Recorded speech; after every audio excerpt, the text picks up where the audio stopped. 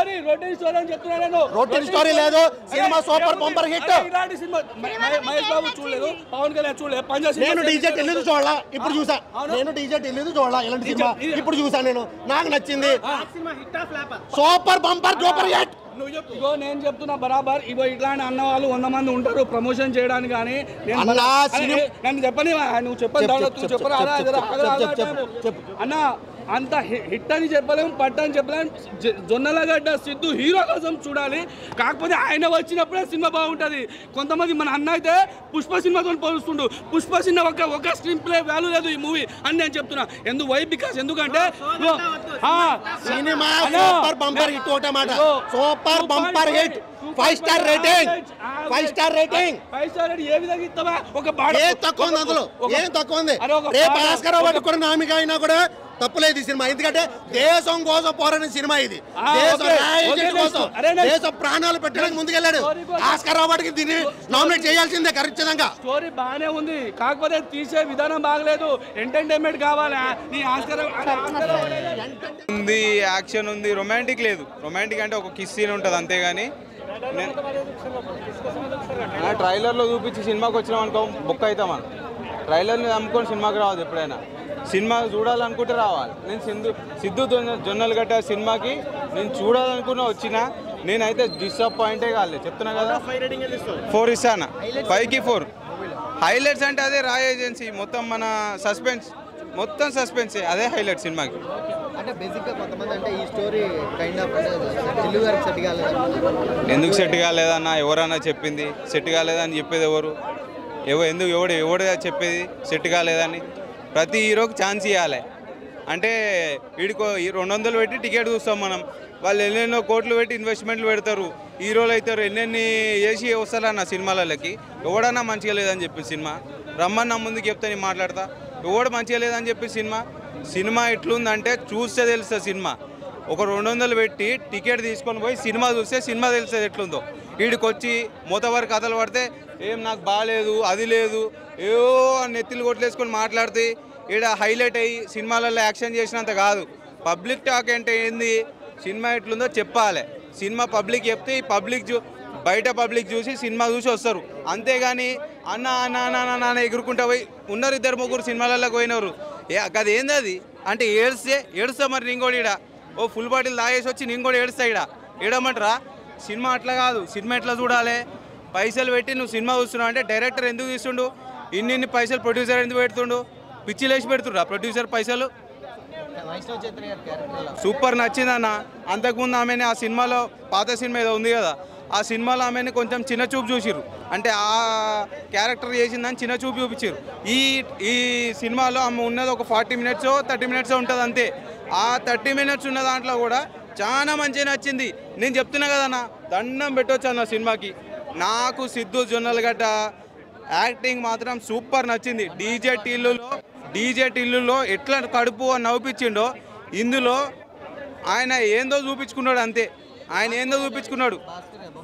చెప్తున్నా కదన్న, కొత్త మొత్తం అసలు ఎవడు యాక్సెప్ట్ చేయడా సినిమా అట్లా స్క్రీన్ మీద పోతా ఉంటే ఎవడేమనుకుంటాడో తెలుసా?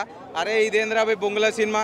నేను సినిమా థియేటర్లో కూర్చున్నప్పుడు నా పక్కన 4-5 అదే అనుకుంటారు, ఇదేం సినిమా రా పిచ్చిలేస్తుందంటే కొత్త కాన్సెప్ట్ మైండ్లోకి ఎక్కించుకోవాలి. ఎప్పుడు డీజే టిల్లు, అర్జున్ రెడ్డి అవే RX100 కావాలంటే నడవవు. కొత్త రావాలి, కొత్త సినిమాలు రావాలి, దూకాలి. వీడికి వచ్చి సినిమా సరే ఇంకోటి కూడా చెప్తా, సినిమా అంతా తీసిపోయినాక మీరు పెట్టుకుంటారో పెట్టుకోరో నాకు తెలియదు. సినిమా అంతా చూసినాక వీడికి వచ్చి ఎగురుతారు. ఇది ఏడ్చుకుంటా అది ఏడ్చుకుంటా ఇట్లుంది పోయారు నోటు చింపుకుంటా పైసలు చెప్పుకుంటా కాదు. డ్యామ్ షూర్ రివ్యూ చెప్పాలి. మొన్న ఏముంది, నాకు మ్యాడ్ సినిమా పిచ్చగా నచ్చింది. రాబర్ట్ నూడ్ ఇంకా నచ్చింది. ప్రతిదీ నచ్చింది. ఇది చెప్తున్నా కదా, ఇది నేను 5కి 5 రేటింగ్ ఇవ్వచ్చు, కానీ 5కి 5 ఇయ్యను. ఎందుకంటే 5కి 5 ఎందుకు ఇయ్యను అంటే, సినిమాలో 5కి 5 ఇవ్వాలంటే ప్రతి ఒక్కటి నచ్చాలి. సినిమాలో ప్రతి ఒక్కటి అంటే ఏంది, కింద screen play starting title card పడ్డ నుంచి ఎండ్ కార్డ్ పట్టేదాకా ప్రతి ఒక్క సీన్ ఎట్లా థియేటర్లో కూర్చుంటే కదలొద్దు, బోరింగ్ రావద్దు సినిమాలో. బూజ్బాంగ్ అంత ప్రతి బాలయ్యలాగా ఎక్స్పెక్ట్ చేసుకొని పోదన్నా. ఏదో ఎంజాయ్. ఈయన హీరోయిన్ సిద్ధు జొన్నలగడ్డ RX100 నుంచి లేచుకుంటూ వస్తుండు. ఇందులో నాకు కొత్త కాన్సెప్ట్లో కనిపించే వరకు నాకే మైండ్ బ్లోక్ అయింది. మ్యూజిక్ మాత్రం సూపర్ ఉందన్న. మ్యూజిక్ ఇనసొంపుగా సూపర్ అనిపించింది. మ్యూజిక్ 3 సాంగ్స్ ఉన్నాయి, స్లోగా ఉన్నాయి. ఓకే అన్న, ఫైనల్గా సినిమాకి 5కి 4 పాయింట్ ఇవ్వచ్చు. ేమో కానీ కంప్లీట్గా అసలు ఇద్దరికి మ్యాచ్ అవ్వలేదు. కంప్లీట్గా వరస్ట్. హీరోయిన్ వచ్చే ప్రతిసారి కూడా ఏంటంటే తన స్లాంగ్ అయినా తన యాక్టింగ్ అయినా ఓవర్ యాక్షన్ చేస్తున్న ఫీల్ వచ్చింది తప్ప ఎక్కడ ఒక మెచ్యూర్ పర్ఫార్మెన్స్ చేస్తున్నా. డీజే టిల్లు ఫ్లేవర్ నుంచి బయటకు వచ్చి యాక్ట్ చేస్తే బెటర్, లేదు అంటే డీజే టిల్లు సిరీస్ అదే ఆ మూవీస్ తీసుకుంటే బెటర్. అంతేగాని ఆ ఫ్లేవర్తో వేరే మూవీస్ తీస్తే మాత్రం ఇలానే డిజాస్టర్లు అవుతాయి. అంటే స్టోరీ మీద కొంచెం కాన్సన్ట్రేట్ చేసుకుంటే బాగుండేది. ఈ సినిమా ఎందుకు యాక్సెప్ట్ చేస్తాడో ఒక్క పాజిటివ్ కూడా తను కూడా చెప్పలేడు. ఏదో కాంబినేషన్ కోసం తీసుకున్నాను అనిపించింది తప్ప ఏ ఒక్క పాజిటివ్ కూడా సినిమాలో లేదు.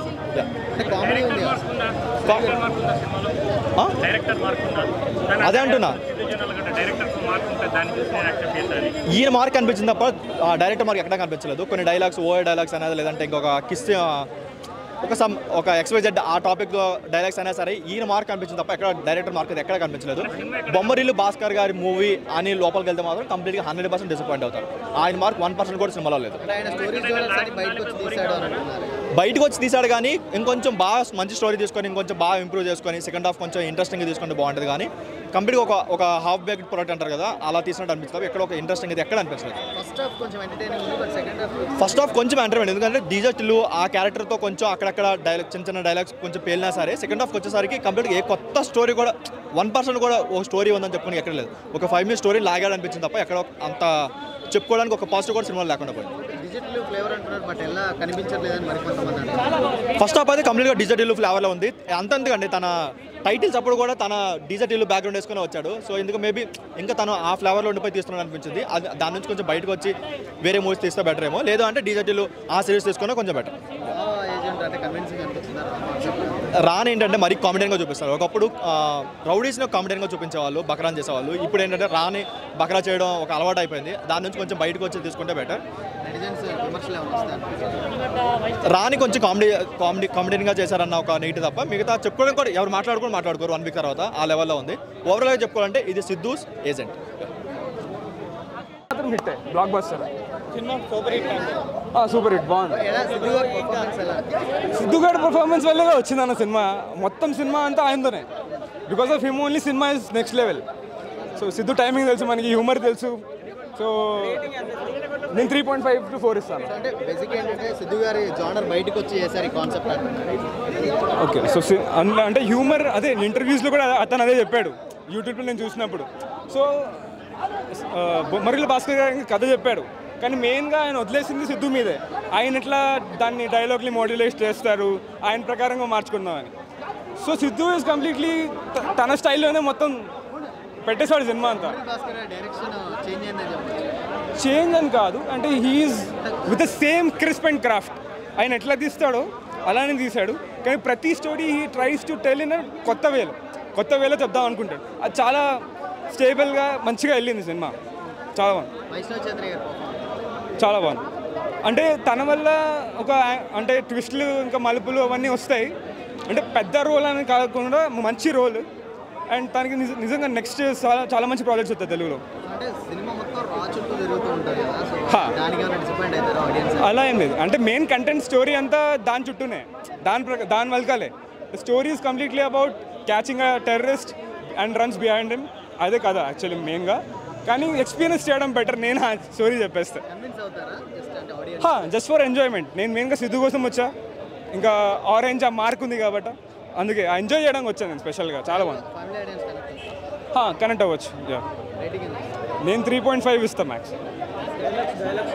డైలాగ్స్ మెయిన్గా సిద్ధు డైలాగ్స్ కోసమే ట్రైలర్ చాలా నచ్చింది.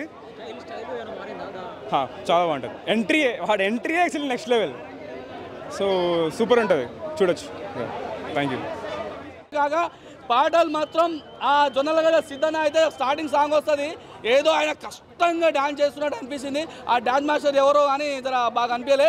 జానీ మాస్టర్ వస్తాడు. జానీ మాస్టర్ కొద్దిగా డిప్రెషన్లో ఉన్నాడేమో పాపం ఆయన. జానీ మాస్టర్ వచ్చినప్పుడు అమ్మ ఏదో సినిమా నెక్స్ట్ లెవెల్ వెళ్ళిపోతారు అనిపి, కాకపోతే ఒక్క సెకండ్ అట్లా వచ్చిపోయింది. కానీ జానీ మాస్టర్ కొద్దిగా ఒక పెద్ద క్యారెక్టర్ పెద్ద పొడిగిస్తే బాగుండు. కాకపోతే ప్రకాష్ రాజ్ గారి క్యారెక్టర్ చాలా బాగుంటుంది. కాకపోతే ప్రకాష్ రాజ్ గారు తెలుగు భాష అయినా తెలుగు ఇండస్ట్రీ అయినా ఆయనకి ఇష్టం ఉండదు, ఆ గాడిదకి ఆ లంగానికి ఇలాంటి క్యారెక్టర్ ఇవ్వద్దు. ఆ క్యారెక్టర్ భర్తీ చేయాలంటే కాకపోతే యాక్టింగ్ మాత్రం బాగా చేసిండు ప్రకాష్ రాజ్ గారు. ఆ ప్రకాష్ రాజ్ లాంటి వాళ్ళకు ఇలాంటి క్యారెక్టర్ తెలుగు భాష అయినా తెలుగు ఇండస్ట్రీ అయినా ఇష్టం ఉంటుంది. అలాంటి వాళ్ళకు మనం ఎందుకు క్యారెక్టర్ ఇస్తాం? సినిమా బాగుంది కాకపోతే 2.5 జొన్నలగడ్డ సిద్ధు కోసం చూడాలి. మిగతా ఆ స్టోరీ బాగుంది, స్టోరీ లైన్ బాగుంది, కాకపోతే రొటీన్ స్టోరీ. కాకపోతే